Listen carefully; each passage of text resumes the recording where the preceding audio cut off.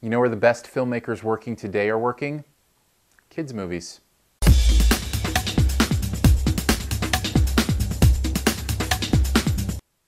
The Croods is a story about a family of cave people as they explore a new world because they're forced to. It stars the voices of Nicolas Cage, Emma Stone, Ryan Reynolds, people like that, as this family and the people they meet.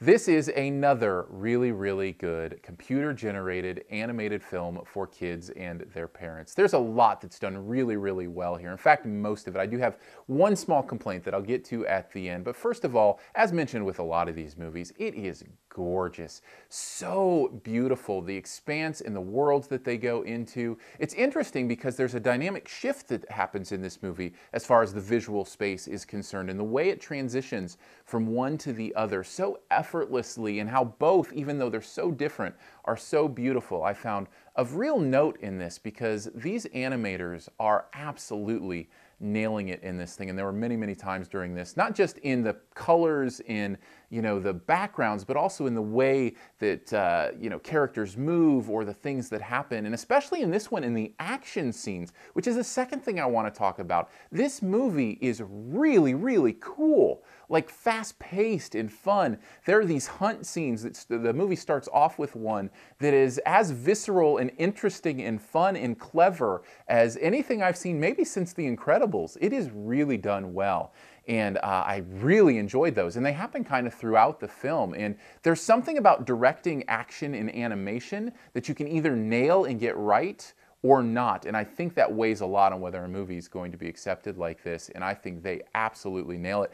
Not to mention the fact that the message is heartfelt and it feels right. And it's about that balance between exploring new things and being protective. It's really one of those movies that you kind of check off the list, all the things you want in a movie you go to with your family, and it's got them all there, except for maybe one thing for me, which is lack of distraction. I get distracted by big name actors doing voices in these movies, and I call it the celebrity effect. And it happens during animated films when you can tell the casting was more about which names they could put on the poster than the right voice for the character. And some of these voices don't just quite fit their characters.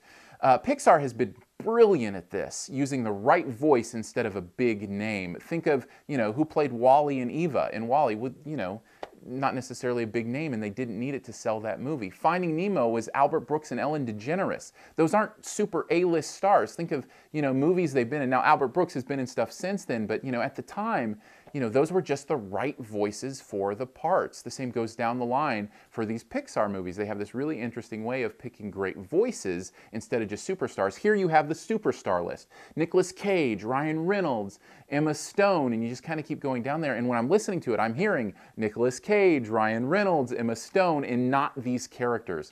A little pet peeve of mine, but enough in this movie that it distracted me enough to kind of take away from its possible perfect score. Overall, this is a fun movie to watch and one I would definitely recommend, even if I got a little distracted by the big name voices.